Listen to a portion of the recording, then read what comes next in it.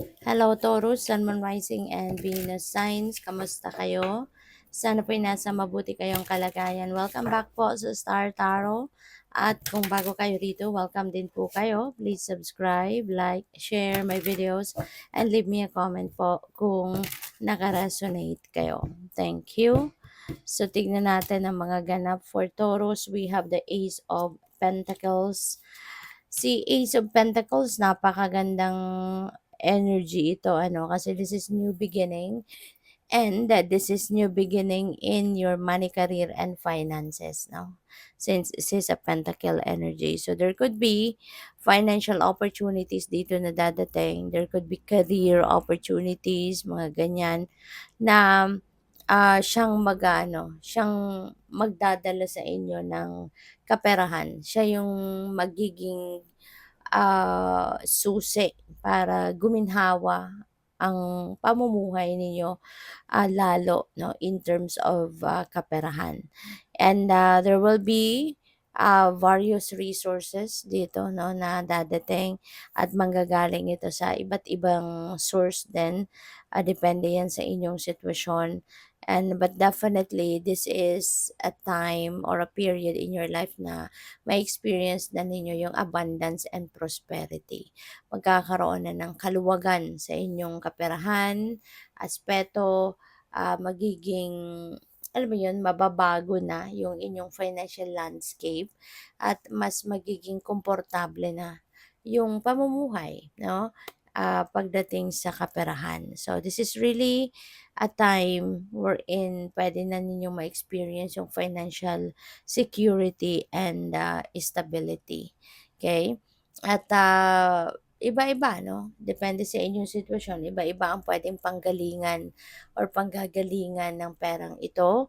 Pwedeng meron ditong pamana sa inyo, pwedeng meron ditong windfall of money, there could be a winning, pwede rin na galing ito sa investment ninyo kung nakapag-invest kayo in the past. This could be ROI na, no, return of investment ninyo. So, it could come from various sources, no? Pwedeng hindi lang sa isang bagay, no, sa isang source manggagaling, no, ang perang ito. There could be other, other sources, no, ganyan. So, we also have the Two of Cups, which is partnership, no?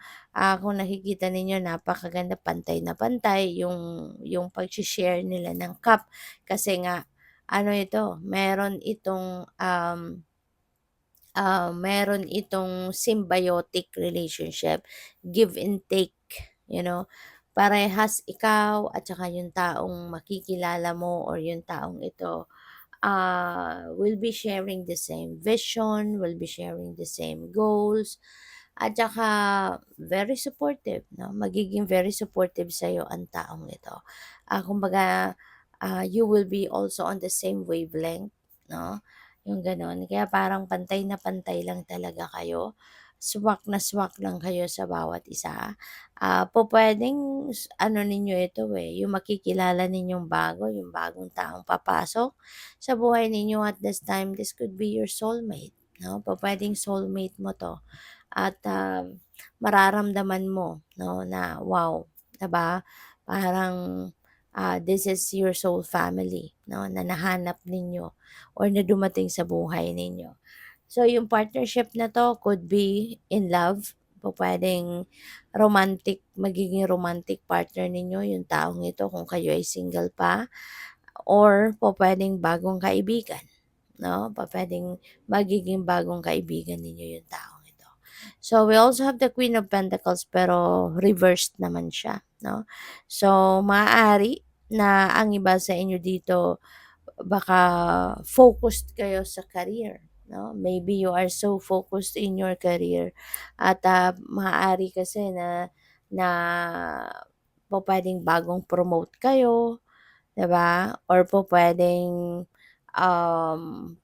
you're super focused sa inyong trabaho because maybe you are seeking for promotion, no? Puwedeng gano'n. Depende 'yan sa inyong sitwasyon. Parang hindi ninyo nakikita 'no, yung ibang bagay na na kailangang gawin, 'di ba? But you are just focus on pagkamit ng kung ano man ang ambisyon ninyo, sa trabaho, parang gano'n. Kaya maaari 'no, na may mga imbalances na nangyayari rito. There could be an imbalance between work and family 'no? Baka mas napa-prioritize ninyo dito yung career ninyo rather than, family, or rather than dividing your time equally sa trabaho at sa pamilya, talagang maaring sa pamilya or sa trabaho lang napupunta most of your time 'no. So, puwedeng may gano'ng ganap dito for some of you. So, tingnan natin kung ano pa ang ganap, and by the way, maraming salamat for subscribing. And if you haven't subscribed yet, subscribe na kayo. And also maraming salamat din for not skipping the ads. Malaking bagay po yan sa akin. And also please click the join button sa baba ng video kung gusto po ninyo na mag-join sa membership. Salamat. So we have stubbornness. So, pwedeng ikaw ito, no, na nagpapaka-stubborn, ayaw makinig sa kung kanino man. Siguro pinagpipilitan ninyo kung anong gusto ninyo. So, possible 'yan. Or, baka this is someone around you 'no, na talagang matigas ang ulo, nagsusutil-sutilan sa inyo, parang gano'n. So, kahit anong sabihin mo rito sa taong ito, maaaring dedma lang siya. Ayaw ka niyang pakinggan 'no, ayaw ka niyang pakinggan or ayaw ka niyang, alam mo 'yun, ayaw ka niyang pakinggan, ayaw ka niyang sundin. Kaya maaaring magpa-stress lang ito sa'yo. So, we also have adventure. Ayan. So, yung adventure na 'to, could be, um, travel talaga, 'no. So, pupuwedeng kayo ay magta-travel sa kung saan man, sa lugar na maaaring you've never been before, 'no. Pupuwedeng you are going to explore, no, other countries or other places in the country, pwedeng ganyan. So, have fun and enjoy, okay?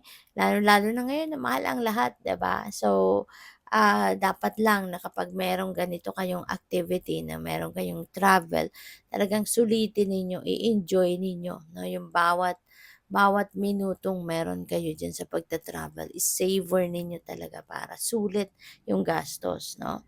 So, we have protest.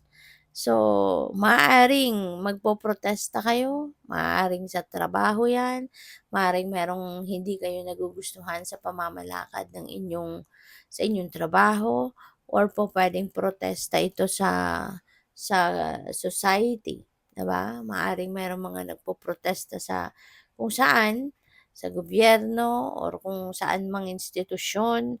So, maaaring sumasali kayo sa mga gano'n, 'no?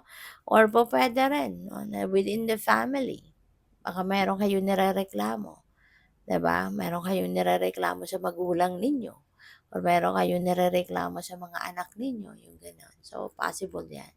So, good luck po. Thank you for watching. Love and light. Namaste.